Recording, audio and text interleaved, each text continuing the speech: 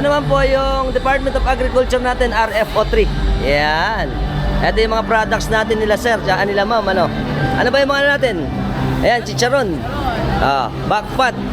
Tsaka meron din silang lumpiang sariwa, 90. Magkano isang chicharon, ate? 150 po. 150. Malakas po sa amin yan.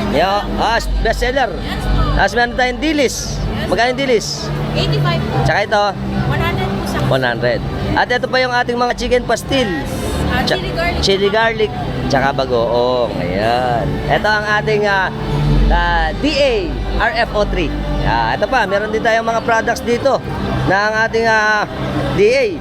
Meron tayong siyempre mga process, mga itlog na maalat. 18 lang isa. Etong atsara. Tsaka itong ano to? Yema po. Yema. At relleno. Siyempre, ang tinapambangos na magkano? Dito po sir, 300. 300.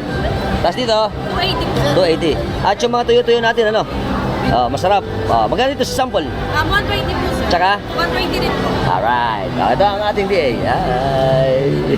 Nagustuhan yung video natin, share nyo na rin.